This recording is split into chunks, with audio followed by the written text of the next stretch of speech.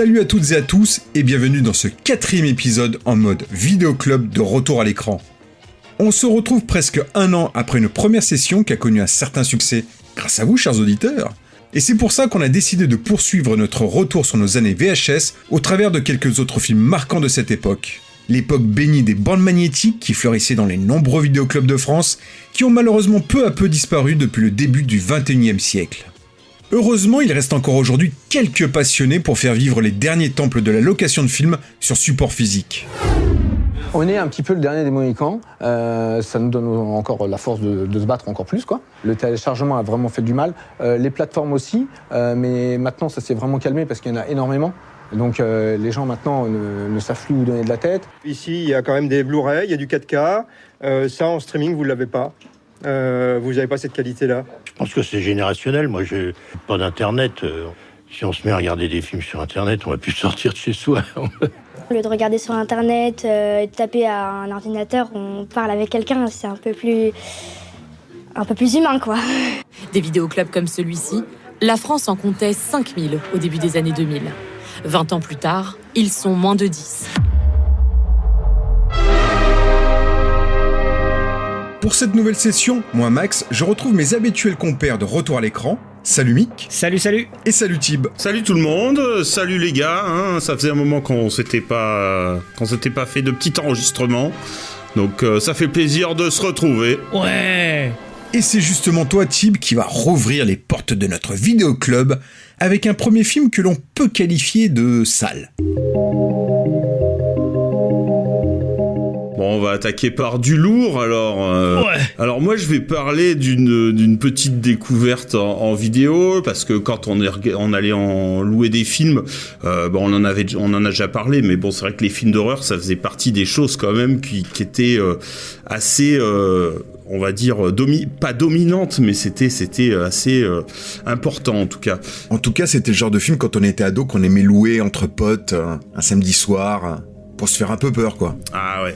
Et comme on en a déjà parlé aussi, la jaquette était quand même très très importante. Et donc je vais parler un film que j'ai loué principalement pour la jaquette. C'est Street Trash. Donc le film de James Michael Murrow qui est sorti en 87. Imaginez qu'un vendeur d'alcool retrouve dans sa cave une vieille caisse de bouteilles et qu'il les mette en vente croyant que les années bonifient l'alcool. Imaginez simplement qu'il se trompe. 18 ans pour moi. Aujourd'hui, je te propose $100. Ah, tiens, petit.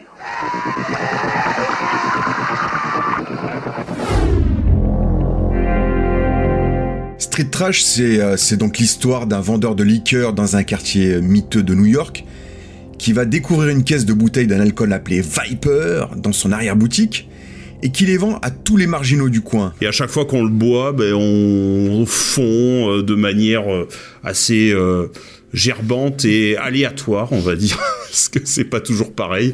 Et le mot est faible. Voilà. Et donc il y a un scénario qui est à peu près proche du néant. Et mais voilà, il y avait des scènes bien trash qui m'ont bien marqué. Le film, c'est donc réalisé par James Michael Murrow, comme je disais, qui est donc à peu près son seul film. C'est son seul film. Par contre, il a une super carrière en tant que steadicammer, parce que il va travailler sur Abyss, sur Terminator 2, sur Titanic, sur True Lies et sur un autre film aussi dont je voulais en parler. Donc je vais faire une aparté en parlant de ce film-là parce que d'un autre film qui m'avait bien traumatisé aussi dans le même genre, qui s'appelait Elmer le remue-ménage et il était steadicammer là-dessus. Donc voilà, avec une histoire de bête qui vit dans le dos d'un gars, une bestiole un peu dégueu et qui envoie des giclées d'acide dans le cerveau, mais qui a besoin de se nourrir avec des humains, quoi. Enfin bon, c'est bien dégueu aussi, voilà. Et qui ressemble à un étron, faut le dire. Voilà, c'est ça, ouais, c'est un étron avec un cerveau. Oui, parce que cet étron, il parle en plus. Oh Seigneur, allons-nous-en d'ici. Attends que je termine au moins. Je vais vomir, je le sens. Oh, d'accord, j'ai compris. Mets-moi vite sur ta nuque et hop.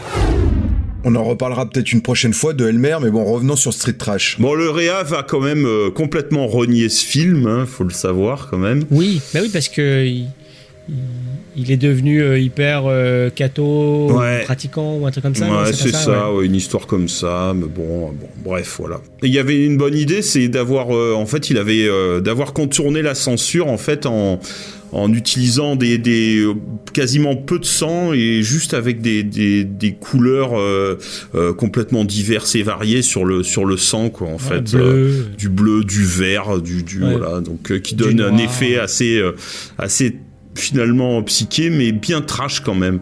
J'ai souvenir d'une séquence, parce que je l'ai pas revu depuis très longtemps, hein. Moi je l'avais vu chez ma grand-mère. Moi non plus, j'avoue que je l'ai pas revu non plus. Mais j'ai souvenir d'un SDF qui pisse à travers un trou dans une palissade et qui se fait arracher la bite. Donc faut autant le dire comme ça, hein, parce que c'est vraiment comme ça. En fait, le film il vaut surtout pour ces scènes d'explosion de corps, en fait, qui est de manière la plus trash ou la plus fun ou la plus déjantée possible, qui fait tout le sel de ce film, qui est totalement barré, hein, mais qui est sympa, en fait. C'est fauché, c'est tout ce que tu veux, mais franchement, c'est moi ça fait une dizaine d'années que je l'ai pas vu, et mais j'avais trouvé ça fun, en fait. Moi j'avais vu l'affiche sur un MAD qui était sorti au moment de sa sortie en juin 87, et ça m'avait marqué. Pareil, j'avais pas vu le film en salle. Je crois que je suis même sûr de pas l'avoir loué, bizarrement, mais je l'avais vu sur Canal la première fois. Tout ça pour dire que le film, comme je le disais, était plutôt sympa à voir. Bon, c'est un peu cheap, un peu complet, enfin c'est de la série B typique de vidéoclub, mais qui est toujours fun à regarder. Il y a juste un petit truc que je vais ajouter. Il y a un certain Bryan Singer qui était assistant sur ce film. Exact, c'est vrai, je l'avais lu. Oui. Et Bryan Singer, en fait, donc c'est le réalisateur de Usual Suspect et des deux premiers X-Men.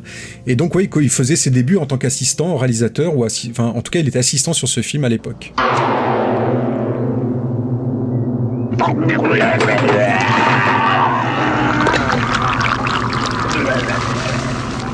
Derrière son côté nawak, série B, sans prétention et plutôt fun, c'est une critique encore une fois de la société, Reaganisme, et du Reaganisme aussi. Voilà, c'était très à la mode entre guillemets à l'époque, et celui-ci aussi en fait partie. Et alors, si vous voulez, il y a en DVD, il y a une version ultra short avec juste les passages gore, collés les uns aux autres. Donc, si vous n'avez pas le temps, vous regardez juste ça. Voilà, vous allez passer un bon moment. Quand on parlait de le voir sur Canal, ça me rappelle vraiment tous les samedis soirs, 3 samedis soirs par mois. C'était tout le temps les films d'horreur, les films fantastiques ou les trucs comme ça. Qu'est-ce que tu vas dire ? Surtout, qu'est-ce que tu faisais le quatrième samedi ? Le quatrième, je sais pas ce que c'est, mais les 3 autres, c'était super. Moi, je me souviens, on recevait le guide Canal quand on était abonné, et mon premier réflexe était de regarder ce qu'il y avait comme film d'horreur qui était diffusé ces trois samedis. Une dernière chose qu'on n'a pas dite, mais qui est quand même super importante, c'est que Street Trash, à la base, c'est un court-métrage. Oui. C'est le court-métrage de fin d'études de Jim Muro, qu'il a finalement réadapté pour le grand écran. Et d'ailleurs, on peut voir ce court-métrage qui dure à peu près 15 minutes sur le Blu-ray sorti chez ESC Éditions.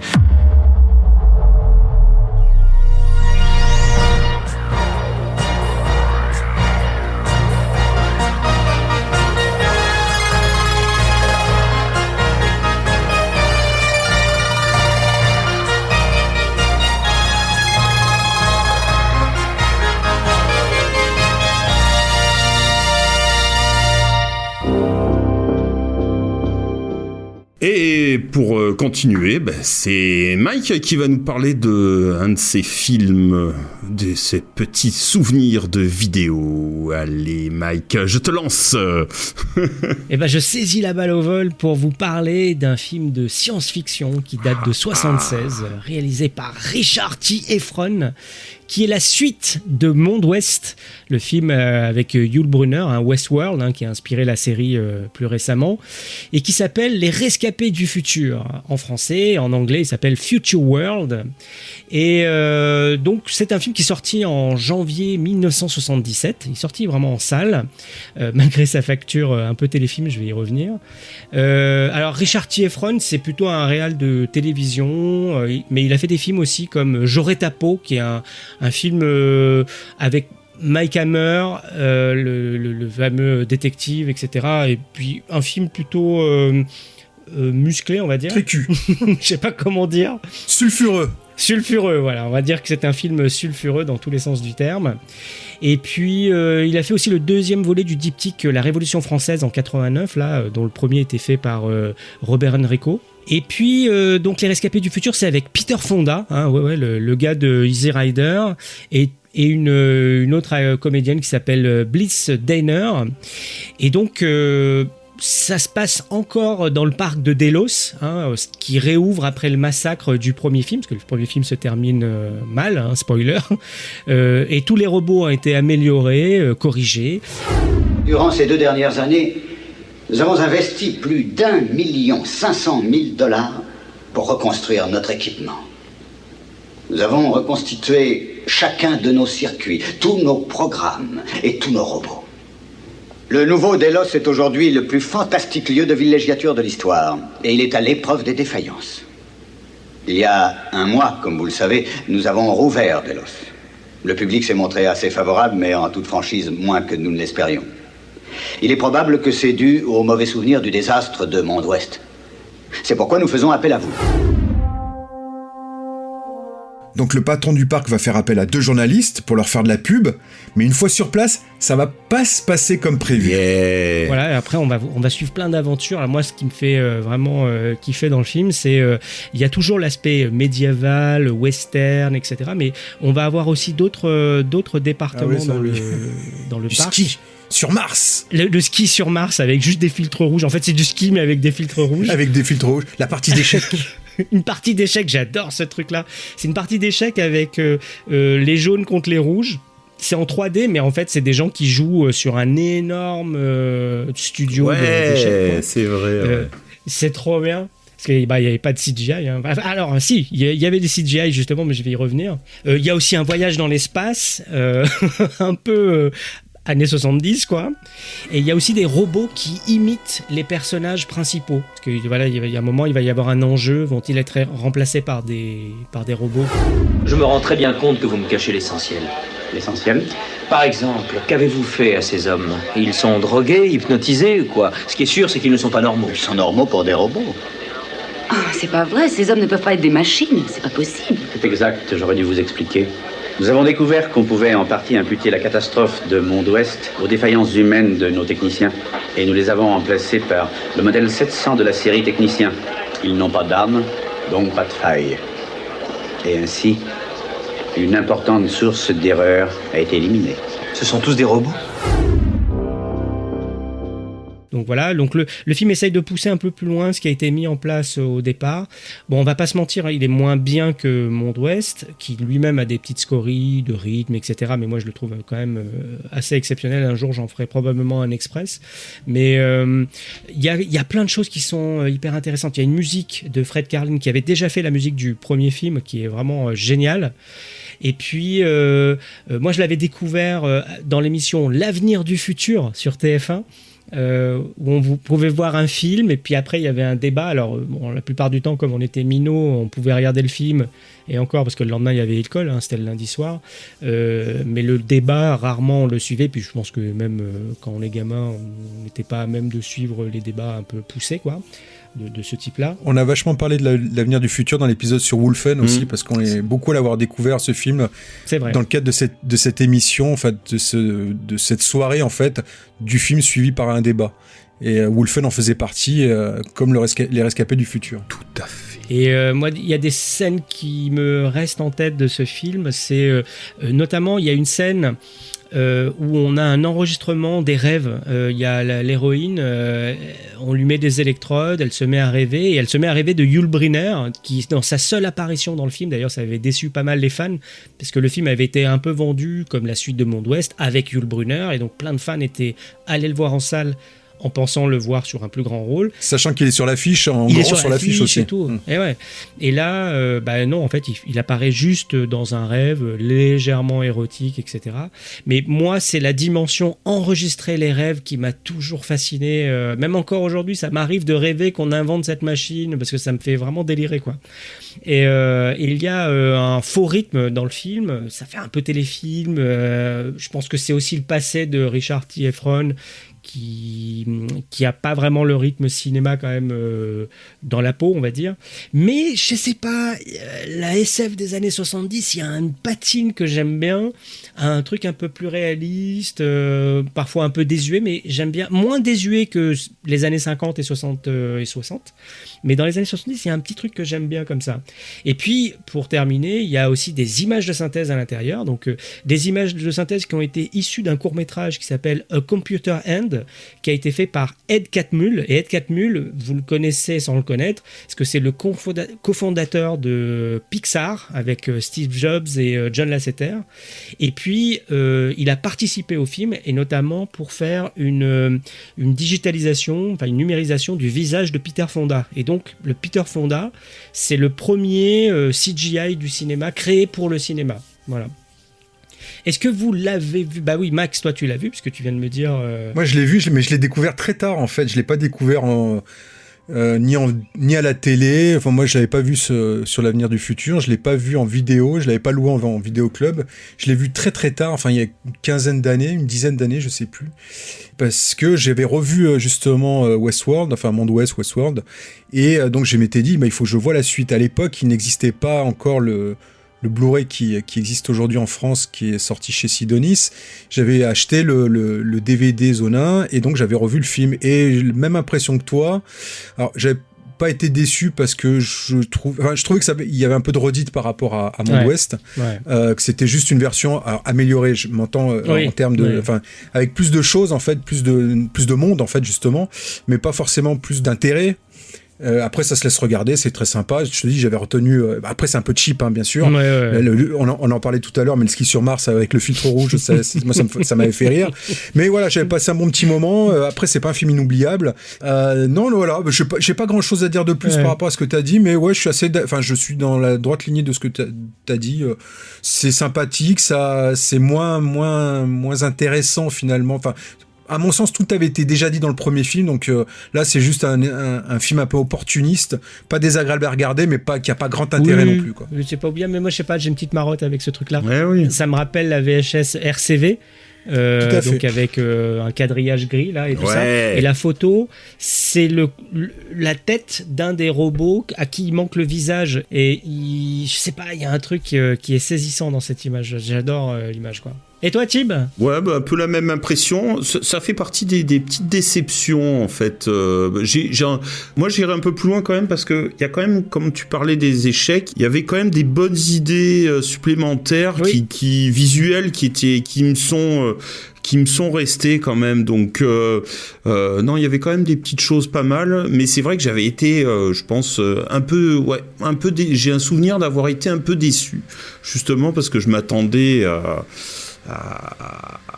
à Yul Brynner, je m'attendais un peu, puis finalement, alors que en fait, pourtant ils avaient un peu renouvelé quand même. Finalement, ils avaient fait d'autres propositions, mais je sais pas, je l'avais pas très bien reçu, je crois. Petit film sympa encore, quand même. Petit film sympa, mais ouais.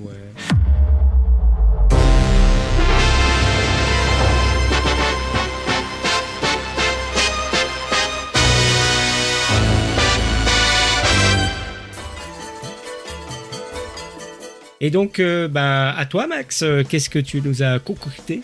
Alors, on a parlé d'un film d'horreur des années 80, on a parlé d'un film de science-fiction des années 70. Moi, je vais vous parler d'un polar des années 90. Sans blague. Et pas des moindres.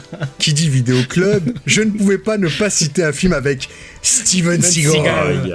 Et oui, tu étais obligé, vous étiez obligé d'en faire un. Ah ben, obligé. Surtout qu'à l'époque, j'avoue, je kiffais bien les films de Steven Seagal. Ça, je sais, oui.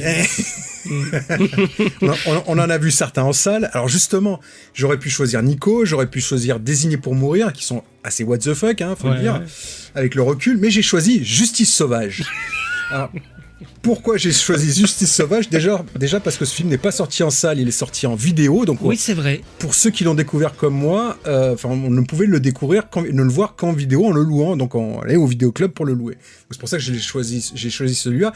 Et je l'ai choisi aussi parce que dans toutes les bouses qu'il a tournées, c'est peut-être l'une des moins pires. Pourquoi l'une des moins pires ? Parce que déjà, c'est un film qui a été réalisé par John Flynn. Alors John Flynn, c'est un réalisateur de polar américain qui a fait des films tout à fait corrects, comme Pacte avec un tueur avec James Wood et Brian Dennehy, qui a fait Rolling Thunder, un film un vigilante flic qui est très bien, Échec à l'organisation avec Robert Duvall, et Haute sécurité avec Sylvester Stallone. Donc c'est pas un mauvais le mec, bon, hein. Et le film est pas très très bon, et je vais vous expliquer pourquoi après, mais c'est pas le pire. Alors ça parle de quoi Justice Sauvage ? Justice Sauvage, c'est l'histoire d'un flic de Brooklyn qui est d'origine italienne et qui a son coéquipier aussi qui est un homme d'enfance et qui se fait assassiner par un caïd du quartier qui est un ami d'enfance aussi des deux autres. Bref. Très très con. En fait, la majorité des débuts de scénar de films de polar des années 90. Ouais, c'est vrai. Non, je déconne. Et donc, tout bêtement, Steven Seagal, donc, qui joue le flic qui reste vivant, va venger son pote en essayant de buter son ancien pote qui a buté son pote. Vous avez compris ? Gino, mes sincères condoléances. Du fond du cœur. Gino, ce type est une honte pour moi. Et pour toi. Il a tué un innocent. Devant sa famille. Et sur mon trottoir. Tu connais nos lois.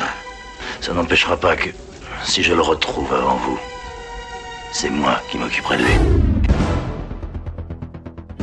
Et donc voilà, ça ne tient qu'à ça, c'est juste une histoire de vengeance, et donc c'est un film prétexte, c'est un film assez court, je vais vous expliquer aussi pourquoi. C'est un film assez court, mais c'est un film prétexte uniquement à une histoire de vengeance et à des scènes de baston et d'action. Qui sont plutôt bien mis en image par John Flynn.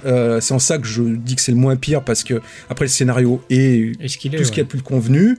Steven Seagal est absolument ridicule dedans parce qu'il joue, alors il faut le voir en VO parce que c'est exceptionnel, il se donne un accent italien comme dans Nico d'ailleurs, mais là encore pire, d'italo-américain qui est absolument ridicule et c'est risible. Au début du film, il découvre un petit chiot et il se traîne ce chiot tout le long du film. Pourquoi, comment ? On ne sait pas pourquoi, il s'est pris d'affection d'un chien, et il se traîne toujours avec son chien dans sa voiture, et il affronte le caïd du quartier, donc son ancien ami. Il est joué par William Forsythe, et William Forsythe, donc c'est un acteur américain qui joue souvent des seconds rôles, toujours un peu de taré, et dedans, lui par contre est très très bon, et qui fait un excellent méchant. Donc c'est aussi pour ça que le film mérite d'être vu. Qu'est-ce que tu vas faire, hein Eh ben t'as plus qu'à m'arrêter maintenant, hein. Allez, vas-y, arrête-moi. Vas-y, j'ai plus de munitions. Ça c'est très con pour toi. Parce qu'avec des balles, t'aurais moins souffert. Alors pourquoi le film est what the fuck aussi parce qu'il a été beaucoup remonté. Pourquoi il a été remonté ? Parce que justement, donc normalement à la base il était 30 minutes plus long le film. Et en fait c'est Steven Seagal qui a demandé à ce qu'on coupe 30 minutes de film parce qu'il estimait qu'on voyait beaucoup trop William Forsythe et que à force, donc le méchant lui faisait de l'ombre. Et comme à l'époque Steven Seagal était extrêmement bankable, et donc il avait un peu les pleins pouvoirs, et donc il a dit à la Warner, vous coupez 30 minutes, vous m'enlevez un maximum de William Forsythe, il faut qu'on me voit plus à l'écran. Et donc c'est pour ça que le film est plus court, mais ça fait un film totalement bancal, parce que c'était des scènes qui expliquaient aussi la relation entre les deux hommes, et aussi pourquoi William Forsythe était aussi taré. Et tout ça a été coupé au montage, et encore une fois, moi je le trouve encore aujourd'hui correct, dans la mesure d'un film de vidéoclub des années 90. Après, c'est pas un film de grande qualité qu'on va se regarder de manière régulière, mais en tout cas, c'est peut-être le moins pire des Seagal à mon sens. Et même si à l'époque j'aimais beaucoup, bon bien sûr j'en suis revenu de Seagal comme beaucoup j'imagine, et surtout après toutes les bouses qu'il a enchaînées jusqu'à il y a quelques années avant qu'il arrête, et heureusement qu'il a arrêté d'ailleurs. Mais en tout cas celui-ci il est encore regardable, mais après il faut le voir aussi en VO pour se taper une bonne barre de rire, parce que dès qu'il ouvre la bouche c'est quand même assez hilarant quoi. Et donc voilà, c'était sorti chez Warner. Il n'existe pas de DVD français sur ce film. On peut le trouver en DVD zoné 1 je crois qu'il n'existe pas en Blu-ray. Je suis pas sûr qu'on le trouve je suis même quasiment sûr qu'on le trouve pas sur les plateformes, peut-être en VOD, je sais pas, j'ai pas regardé, je vous avoue. Mais voilà, si à l'occasion, c'est pour se taper une bonne soirée en mode vidéoclub, celui-ci il a tout à fait sa place. Thibaut, vas-y, fais-nous plaisir. Non, vraiment, c'était pas ma cam du tout. J'avais des collègues à qui ça plaisait bien, donc on m'a un petit peu forcé à voir ce genre de truc. Voilà, celui-là, je sais même pas si je l'ai vu en fait. Voilà, mais je suis sûrement passé à côté d'un grand film. Peut-être que ça vaudrait le coup que je le revoie.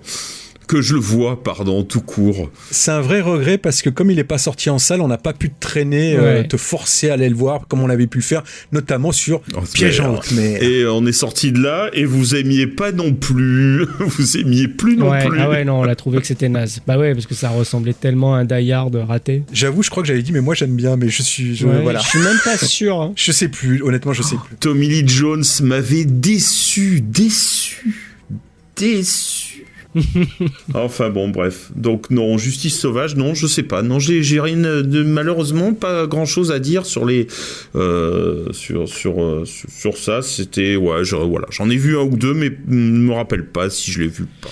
Moi, en fait, ce genre de film, il y a un petit côté régressif que je trouve assez jouissif en fait, parce que des fois voir des gens casser du mafieux, etc., il y a des moments c'est super rigolo, alors surtout quand t'es ado, etc. Je pense à des films comme Vigilante ou des choses comme ça, il y a un peu de cet ordre là, ou même Un justicier dans la ville, etc. Moi je me souviens surtout à chaque fois qu'on me parle de Justice sauvage, je pense à une scène où il entre dans un bar, il prend des boules de billard, il les met dans un tissu et puis il éclate la tronche des mecs en faisant une fronde en fait avec des boules de billard. Et je trouve que en fait l'idée est vachement qui a été reprise après, mais je trouve que l'idée est forte parce que du coup ça fait plus mal qu'un coup de feu finalement, ce genre de truc. Cette scène est exceptionnelle. Ouais.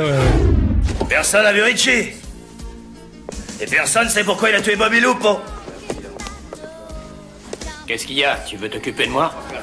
C'est marrant, ça fait un moment que ça me démange, moi aussi. J'ai une petite cravate. Je crois que je vais commencer par te couper la tête.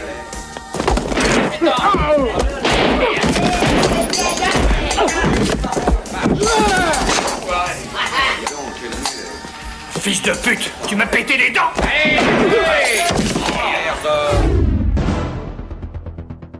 J'avoue, j'ai pas revu ça depuis au moins 25 ans, etc. Et je crois jamais vu en VO.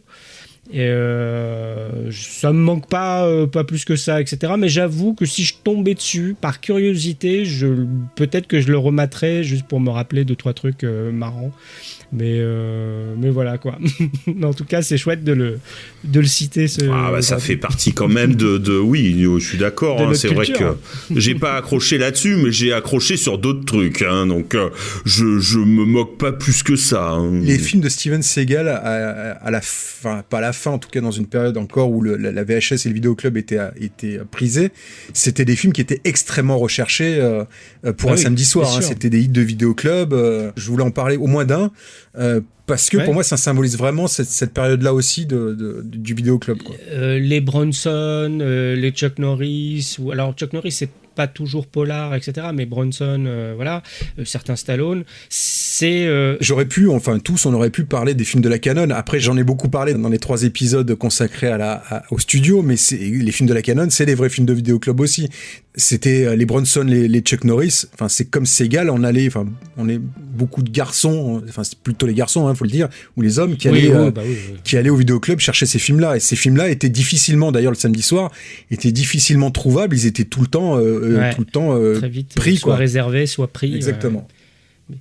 Mais ça fait partie de cette culture-là, effectivement du samedi soir, un bon polar, des gunfights, on pose le cerveau, certains films, même de Clint Eastwood, etc. C'est exactement ça. Après, Clint Eastwood, c'est quand même au-dessus, mais c'est clairement ça.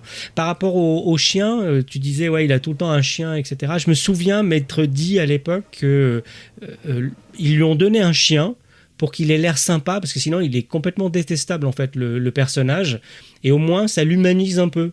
Et quand j'ai vu la première fois John Wick, quand ça commence, en fait il est attaché à son chien, etc. Je me suis dit putain, ils sont en train de refaire Justice sauvage. Non. Mais après non, non. Après ça part en vrille. Non. Mais j'avoue Ils que ont tué mon chien. la pensée m'a traversé l'esprit quand j'étais au Cinoche en voyant John Wick, quoi.